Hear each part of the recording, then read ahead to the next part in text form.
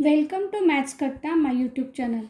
Standard 10, Maths 2, chapter number 5, Coordinate Geometry.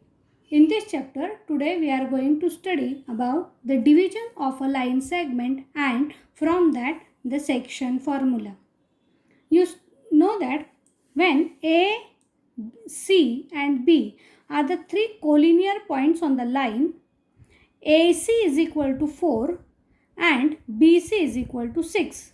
Then what will happen when we take a ratio of AC and BC, that is AC upon BC is equal to 4 upon 6, means it is equal to 2 upon 3. From this we can say that this C point divides this segment AB in the ratio 2:3. 2 upon 3 means 2:3. C divides the segment AB in the ratio 2:3. C हा point A बीला divide करतोय या रेशोमध्ये.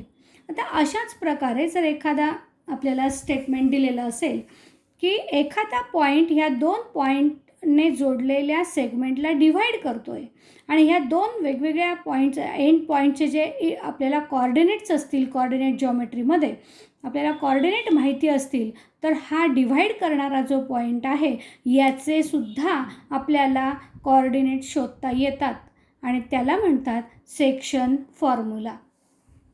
Late A is a point with coordinate x1, y1 and B is a point with the coordinate x2, y2. Suppose C is a point which have coordinate xy. Want to find the formula for this xy. So consider this figure. This is AB. The point C divide this segment AB in the ratio m:n. इथे m म्हटलं आहे आणि इथे n म्हटलं आहे बघा. m:n. Then the coordinate of this point C which divide the segment A and joining points A and B in the ratio m:n is given by this formula. mx2 plus nx1, x coordinate of C, mx2 plus nx1 upon m plus n and my2 plus ny1 upon m plus n is a y coordinate. बघा आपल्याला हा section formula पाठ करायचा नाही आहे पण लक्षात ठेवायचा आहे. तर तो कसा लक्षात ठेवायचा बघा. ए आणि बी हे दोन पॉईंट्स आहेत, त्यांचे coordinate x1 y1 x2 y2 आपल्याला शोधायचे आहेत. हे कॉर्डिनेट m:n हा रेशो आहे. मग x कॉर्डिनेट शोधायचा असेल तर mने क्रॉस मल्टिप्लाय करायचं याच्या x कॉर्डिनेटला, म्हणजेच mx2 झालं. तसंच nने याच्या x कॉर्डिनेटला मल्टिप्लाय करायचं म्हणजे क्रॉस मल्टिप्लिकेशन आहे बघा. इथे mx2 nx1 upon m plus n या दोघांची सम आपल्याला डिनॉमिनेटरमधला यायची. जसं x कॉर्डिनेटला आपण करतोय तसंच y कॉर्डिनेटला, म्हणजे mने y2ला मल्टिप्लाय करायचं, nने y1ला मल्टिप्लाय करायचं अपॉन m प्लस n. म्हणजे हे झाले सीचे कॉर्डिनेट, म्हणजे जो पॉईंट त्या सेगमेंटला डिव्हाइड करतो त्याचे कॉर्डिनेट आपल्याला सेक्शन फॉर्म्युल्याने शोधता येतात. त्यामुळे मल्टिप्लिकेशन किंवा हा फॉर्म्युला पाठ करू नका, पण सिक्वेन्स लक्षात घ्या तो कसा लिहायचा असतो. बघा एक्झाम्पलने तुमच्या लक्षात येईल कसं लिहिण्याची पद्धत आपण ठेवल्यानंतर आपल्याला बरोबर अचूकतेने लिहिता येईल. ते बघा. Find the coordinate of point P if the P divide the line segment joining the points A -1 7 and B 4 -3 in the ratio 2:3. म्हणजे आपल्याला find the coordinate of P म्हणजे P चे कोऑर्डिनेट शोधायचे आहेत. विफ P डिव्हाइड्स म्हणजे P डिव्हाइड करतोय ए बीला, मग ए पॉईंट आणि बी पॉईंट लिहून घ्यायचं आहे, एंड पॉईंट्स रेशो लिहून घ्यायचं आहे साईडला 2:3 आणि या एला एचे coordinate x1 y1 assume the coordinate of B also by x2 y2 and write the ratio 2:3 below it and write this as m:n. आपण त्याला m:n म्हणतो म्हणून त्याला आपण डिनोट करूया m:n.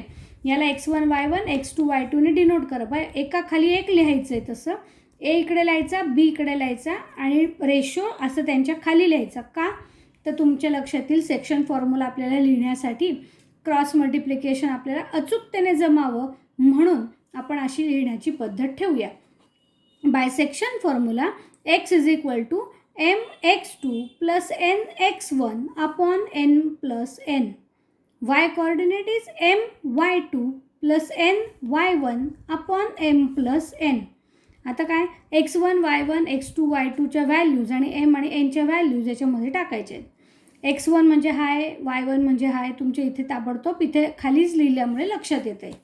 बघा, then x is equal to, बघा x is equal to mx2, m म्हणजे काय आता 2, म्हणजे 2 into 4 plus 3 into -1 upon 2 plus 3. y coordinate is 2 into -3 plus 3 into 7 upon 2 plus 3. Then solve this.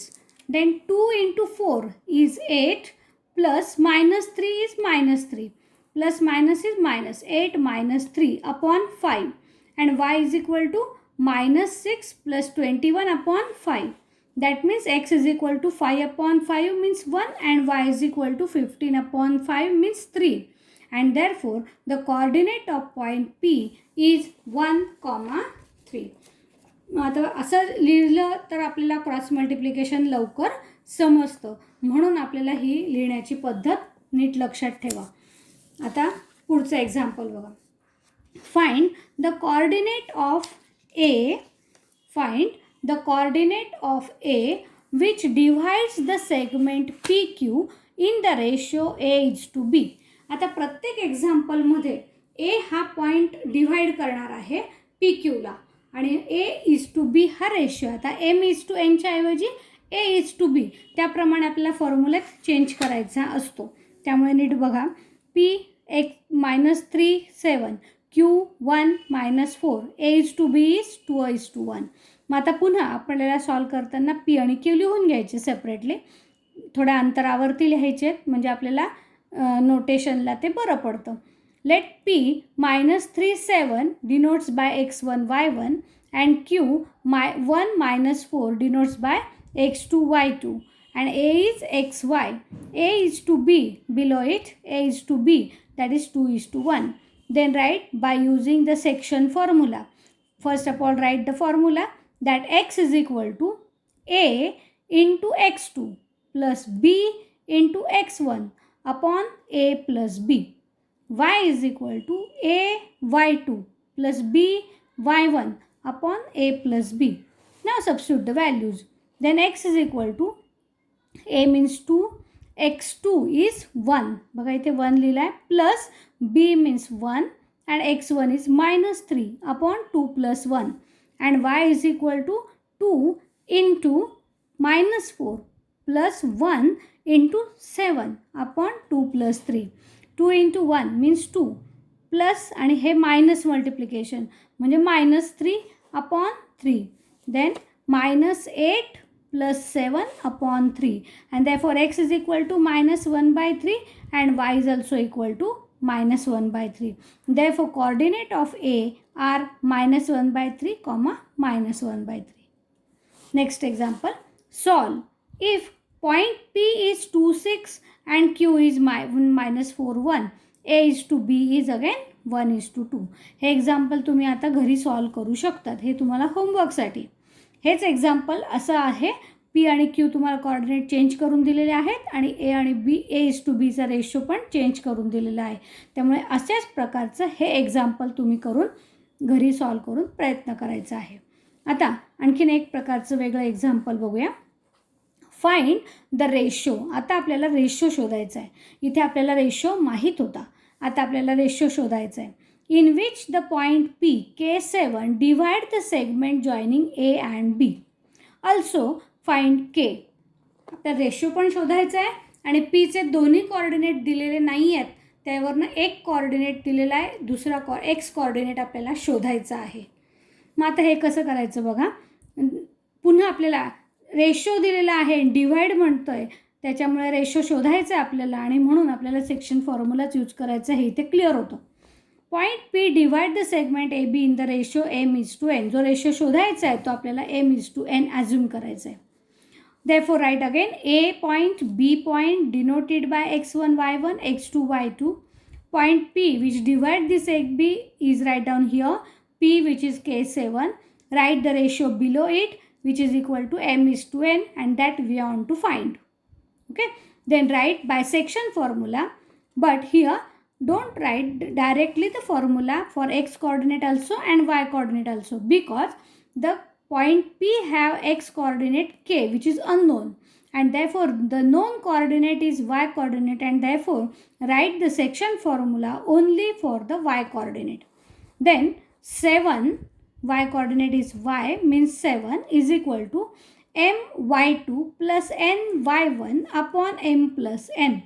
Then substitute the value of y1 and y2 only, because m and n are unknown. Then 7 as it is equal to m into 2 plus n into 9 upon m plus n. Now the next step is by cross multiplication. 7 into m plus n is equal to 2m plus 9. बघा last step आपली होती 7. Last step बघा पुन्हा एकदा, एक minute. Last step 7 is equal to m into 2 plus n into 9 upon m plus n. मग cross multiplication म्हणजे 7 into m plus n is equal to 2m plus 9n. Then you will get 7m plus 7n is equal to 2m plus 9n. Then transfer all terms of m on one side and n on another side.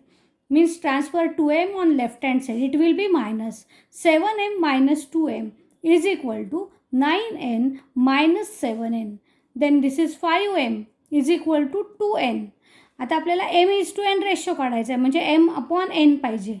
मग all the m and n terms, variables on one side and numbers on the other side. Transfer 5 on right side and n on left side.